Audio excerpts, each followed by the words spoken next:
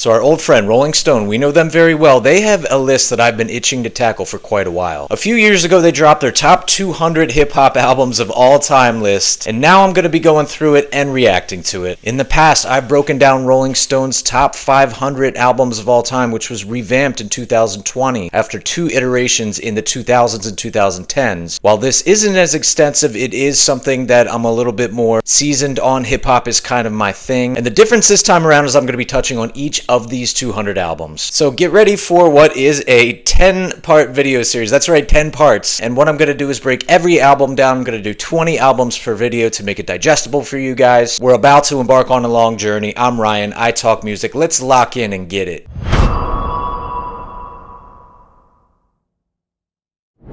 So yeah, 20 albums per video. This list will tackle the first 20 albums. That's numbers 200 through 181. So yeah, when I speak on each record, it's going to be maybe 30 seconds to a minute. I'm going to try to keep this short and sweet and not waste too much of either of our time. Rolling Stone prefaces this list by acknowledging the fact that they had to make some tough decisions, and they tried to keep multi-album entries by a specific artist to a minimum. They did this in favor of shining light on kind of one-off artists that may have had one classic album and then disappeared into obscurity. We'll see how this pans out, and just a reminder that when I wrote the script to this video, that was the first time I had seen this list. They did cite Outkast and A Tribe Called Quest, artists with very deep discographies, saying that they may have to snub some of the lesser albums from those nearly perfect discographies in order to slide in some more unique albums and artists. Interesting point to keep in mind as we move forward. Alright, lots to cover, let's jump right in. Starting off at number 200 is Travis Scott's Astroworld. I assume they're going to have Rodeo later on the list. That's a better album, but Astroworld has been a pretty important album, pretty central to Gen Z hip-hop fans. As much as I question Travis Scott's character, and as much as the people that he hangs around with are not really what I would call solid people, his 2010s material is some of the most original and boundary-pushing in modern hip-hop. He's kind of redefined the sound of modern southern hip-hop and mixed it with this atmospheric, accessible, but also psychedelic mood. Astroworld is a good example of this. It's not in my top 200. Rodeo is, but let's be honest, Astroworld does have some serious influence. Number 199 is also an album from the year 2018. It's Juice WRLD's Goodbye and Good Riddance. I've never been a Juice WRLD fan. His posthumous stuff is frankly bad, but his debut was kind of like Astroworld, probably not as much, but it was boundary pushing. He helped spearhead the emo rap movement of the second half of the 2010s, and this album really does show how deeply he was suffering from addiction and mental health issues. It's not impressive musically though, and while it is heartfelt and emotional, I've just never been able to get into this or any of Juice WRLD's work. I don't agree with this placement, but if there's one Juice WRLD album that's going to go onto a top 200 list, let it be this one. KMD was a group that featured the 2 late Doomale brothers, DJ Subrock and of course Zev Love X, better and later known as MF Doom. Their debut, Mr. Hood, makes the list at 198, and honestly it's great to see KMD represented here. Mr. Hood though does not compare to their 2000 shelved album Black Bastards, which was originally supposed to come out in the early to mid 90s, but it's a formidable debut that offers some jazzy, funky soundscapes. As the trio, which is rounded out by Onyx the Birthstone Kid, they use humor and high energy to deliver what's ultimately a conscious message. KMD is one of those legendary hip-hop groups that often gets overlooked, and it's really nice to see Rolling Stone include Mr. Hood at 198. Number 197 is Freddie Gibbs and Madlib's Bandana from 2019. This album should be way higher. This probably makes my top 75 overall. I absolutely love this record. Madlib is on point as a producer, and Freddie Gibbs probably gives the best lyrical performance of his entire career here. A lot of people would say Pinata from 2014, the duo's first album, is better than this one. I'd make an argument in the other direction, but I love them both, and I think we'll see Pinata a lot later on this list. Gibbs as a rapper can be one-track minded with his subject matter, but he diversifies his lyrical approach here, and some of the guest appearances on this thing are freaking amazing. I'm glad Bandana gets acknowledged here, but 197, that's too low for me. Tear Gas by Bay Area legend The Jacka at number 196. This is exactly what Rolling Stone was talking about when they said they were going to include more obscure artists. The Jacka for me has always been a fun, interesting listen. He has some real tales of street life, and these stories that he's telling sound very authentic, and he does it in sort of this unassuming, slow, soft Northern California drawl, so his delivery is definitely unique. He had a ton of albums released before his death in 2015, and this is arguably his most well-known. I do think it's a bit bloated, but I do enjoy the guest appearances, but as far as top 200 of all time, I don't agree with that. I'm gonna go ahead and be a hater here. It's a good album, it's enjoyable, I like listening to it every once in a while. I'm glad to see them representing Bay Area legends like the Jacka, the almighty Rolling Stone digging kind of deep here, so I get down with that, though this album's not in my top 200. Ephorized by Chicago rapper Cupcakke at number 195. Now that's an interesting pick. I never never like that hyper-sexualized so-called dirty rap, but there are moments of empowerment in her music, which I do appreciate. And it's also done from this tongue-in-cheek and humorous angle, so while it is vulgar and over the top, there is an element where you shouldn't really take it too seriously. What I do like about this album, which is a bit more serious of an angle, is that it champions LGBTQ culture. This is something that hip-hop has often had a huge problem with. This has become more prominent in the last 10 years. There's been a massive problem with homophobia in hip-hop dating back to its beginnings, and I believe that Cupcakke was one of the earlier proponents of this style, this pro-LGBTQ angle. So you have to give her credit for that, and you have to give this album a little bit of recognition there. Stylistically, though, I'm not a huge fan. Musically, I don't think it's that great. I wouldn't put it in my top 200, though. I like a pick that represents a daring, trailblazing artist. Somalian-Canadian rapper Kanan comes in at number 195 with his 2005 album, The Dusty Foot Philosopher, which is the most celebrated record in his catalog, arguably. Long before industry clowns like Drake, Kanan was putting Toronto on the map, and he did it with this introspective, accessible brand of also conscious hip-hop. This album isn't one that I've spent a ton of time with, but whenever I have heard cuts off of it, I've really enjoyed it. I like his straightforward delivery that's done over these slightly accessible beats that have elements of African music. It's a cool, unique sound. This is a nice, deep, decent pick, and Rolling Stone has had a few of these so far early in this list, and to see Kanan at number 194, that's pretty cool. Live Love ASAP by A$AP Rocky, that's a mixtape, not an album, so I guess that answers the question whether or not we're going to see mixtapes on this list. Personally, I don't really like that because it sort of dilutes the list. There's a lot of mixtapes out there. Regardless of what it's classified as, this project from 2011 was probably the most influential New York City-based hip-hop release in about half a decade. That second half of the 2000s was really awkward for hip-hop's birthplace. A$AP Rocky, A$AP Ferg, the A$AP Mob, other artists like Capital Steez and Joey Badass and the whole Pro-Era collective put New York back on the map at that time. And there's perhaps no album, mixtape, whatever you want to call it, more influential than this one that came out during that time. The only other one I can think of is Joey Badass's 1999 from 2012. This 2011 mixtape ushered in this new era of kind of East Coast driven cloud rap based music that took cues from Memphis rap quite a bit, which was sort of a cool touch. This is actually one of the most heralded hip hop mixtapes of all time. It includes songs like Peso, Kissin' Pink, and Demons. Again, I question including a mixtape in an album's discussion, but well, there's nothing I can do about it. But if we are doing that, we are including mixtapes, then Live Love ASAP does belong on this list because this was an extremely influential release. Number 192, another mixtape, but this is a work that was inspired, actually a scene that was probably inspired by A$AP Mob's emergence in the early 2010s. And while this scene was also influenced by what was coming from the UK, I think the New York drill scene does owe a little bit of credit to that early cloud and Memphis rap-based movement in the 2010s. This was spearheaded by Pop Smoke. His debut mixtape, Meet the Woo, is number 192 on this list. It's ahead of Live Love ASAP. Right off the bat, I don't agree with that. If we're talking influence, I think Rocky and the A$AP Mob have Pop Smoke and the New York drill scene bested. I don't think the New York drill scene has been around long enough, though it has led to some very major influential artists, which honestly are not very good. Forgetting about the scenes and focusing on the mixtape itself, this is a very good mixtape with some very cold and interesting soundscapes. They're mechanical, they're danceable. Dior was just such an inspirational song during the late 2010s, early 2020s. That song kind of seemed to kick off the drill movement in New York. Welcome to the Party is also a banger. Now, does this mixtape belong on the top 200 greatest hip-hop albums, mixtapes of all time? Maybe, but I don't think you can put it ahead of Live Love ASAP. Later that day, by Bay Area MC Lyricsborn makes it at number 191. Here's a really deep, obscure pick. This is a surprising pick. It's from the Japanese-born Bay Area MC, who gives a nice dose of funky, conscious hip-hop mixed with early elements of experimental hip-hop on this, his 2003 album. This is another album that I haven't spent a ton of time with, but again, it's really cool to see Rolling Stone digging deep and pulling out these artists and records that a lot of us probably wouldn't think of as a marquee name. And if we have to sacrifice Stankonia by Outkast, you know what? I'm okay with that. Lyricsborn was signed to the label Quantum Records, which was most known for the Bay Area group Black Alicious, and he provides not only a great lyrical performance over this hour-long record, but he also produced, arranged, mixed, and played percussion on this whole thing, while he executive produced the whole effort. So a lot of DIY stuff going on here. This is an impressive album, and I'm even more impressed to see it on Rolling Stone's Top 200. Draco the Ruler's Cold Devil mixtape, once again, makes it at number 190. That's 3 out of the last 4 picks have been mixtapes. This is the late LA rapper's magnum opus. This is one of the most notable bits of output in what was a very hustle and grind heavy 2010s LA hip-hop scene. He was one of the earliest proponents of the nervous music subgenre. I actually broke down a list from Mark Echo's Complex publication that came out earlier in 2025 outlining the top 50 best LA rappers of all time. I go into this there, where Draco the Ruler is listed in that list. Check that video out. I'll link that up in the corner. Once again, it's a mixtape, though the influence of this thing is pretty broad. Personally, though, it's not something I enjoy. I don't think Draco was a good rapper at all. I get the influence side side of things, but if the rapping is bad, it shouldn't make any top 200 list. If we're talking quality alone, this wouldn't even touch my top 500. Possibly the best representative of that 2010s DIY hustle hip-hop scene was Nipsey Hussle, and at number 189 we get another mixtape on an albums list. It's 2013's Crenshaw. He's dropped a lot of mixtapes. I don't even think this is one of his best mixtapes. I also think his only true studio album, Victory Lap, outdoes this thing. I'm wondering if we are going to see another Nipsey project later on this list. I've always been underwhelmed by Crenshaw when I listen to it. The Marathon or Slauson Boy 2 I prefer. This one in the top 200 I don't agree with. Those two that I just mentioned, though, if we see one of them in the top 200, I won't be so mad. Well, hey, let's just open it up to any format while we can. At number 188, we have a soundtrack. The 1983 soundtrack to the film Wild Style comes in here. Now, I think this is kind of a cool pick. It's rather primitive disco rap and electro. You have to remember that this was the sound of New York City hip-hop in 1983. This is prior to names that really popularized the sound like Run DMC and LL Cool J, so this is kind of a rough listen. There were songs from a lot of different pioneers on here, such as the Cold Crush Brothers, Busy Bee, Grandmaster Caz. There's also a lot of other influential DJs on this thing. It's a little weird. They use the same beats sometimes from song to song. That's a strange touch and kind of seems like it was mailed in a little bit. But if you see the film, it's very lo-fi, and this soundtrack kind of matches it perfectly. But showing hip-hop in sort of that early infancy, in the cradle in which it was born and raised, that's always an interesting thing, and I'm a deeper old school hip-hop head, so I appreciate this. I wouldn't put it in my top 200, but it's cool to see on this list, and I'm glad that Rolling Stone is paying tribute. 187 is a personal favorite of mine. It's Capone-n-Noreaga's The War Report, one of my top 10 hip-hop albums of all time. If you know me and you know this channel, you know I'm no stranger to loving and talking about that gritty mid-90s New York hip-hop. I even named this the most underrated 90s hip-hop album in a list I did about a year ago. I'll link that video up in the corner as well. This album came out when that grit from the mid-90s was just wearing off and being ruined by Bad Boy and their materialistic new forays into the mainstream. In the meantime, the Queens duo of Capone and Noreaga brought in Queensbridge veteran Tragedy Gaddafi to round this thing out. Nori and Capone were actually in and out of jail, and they needed someone to kind of fill out the lyrics on the rest of the album. Tragedy turns out to be this album's secret weapon. He really throws this thing over the top. Production-wise, this is absolutely amazing. It's got two of my favorite hip-hop beats of all time in Bloody Money and Halfway Thugs. It has a sort of late entry into the East Coast West Coast beef with the song LA. T-O-N-Y, one of the lead singles, is just a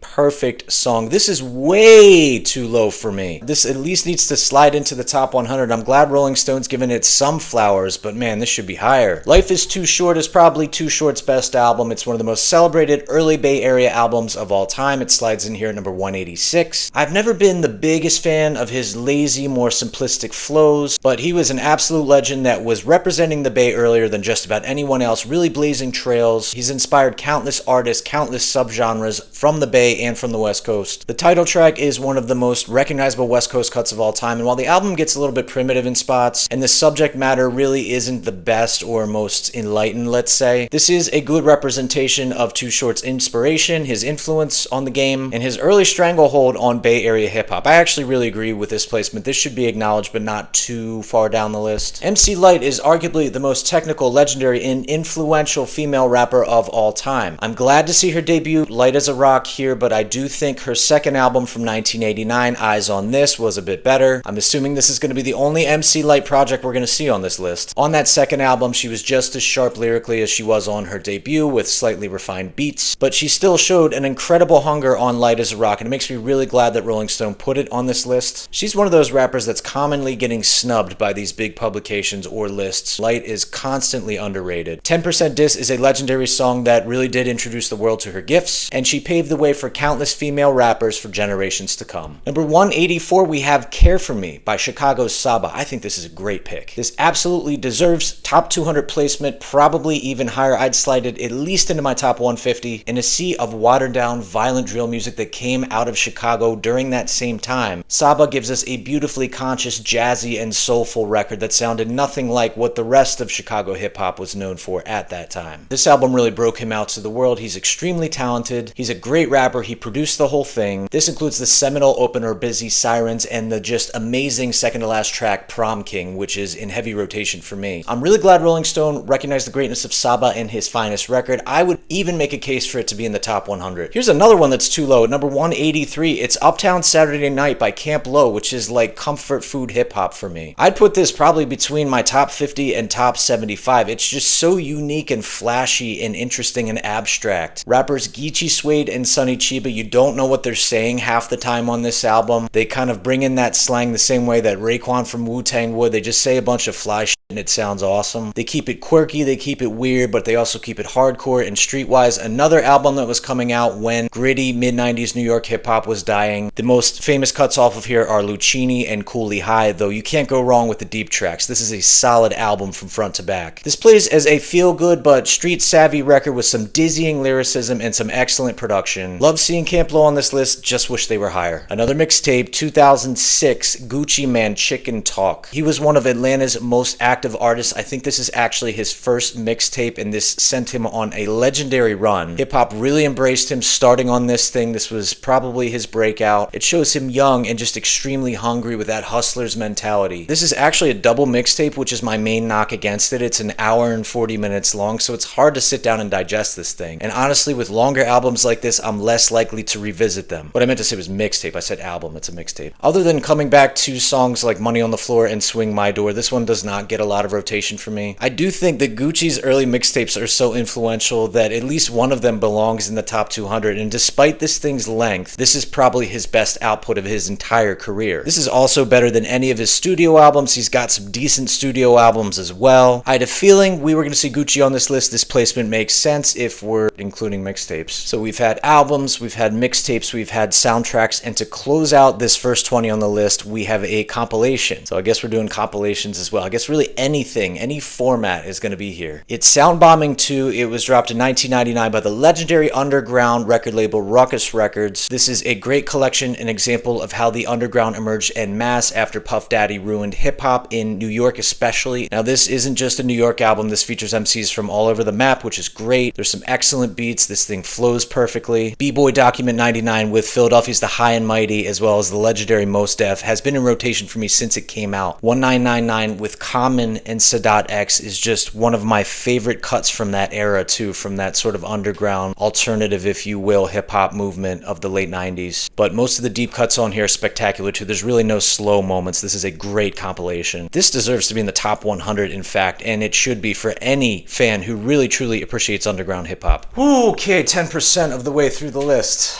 What do you think of the first 20, guys? Tell me what you think in the comments. I honestly think Rolling Stone did a pretty good job diversifying different eras, different subgenres, different formats as well, as we have, like I said, compilations, albums, mixtapes, soundtracks. The list isn't off to a bad start. The only thing I don't like is the mixtape thing. We're not even close to what I would call critical territory yet, so we're going to see some stuff that is interesting and also some not so good picks, but this is going to be a long, fun ride. I hope you guys will join me. You guys are the lifeblood of this channel. Thank you for all your support. See ya in part 2.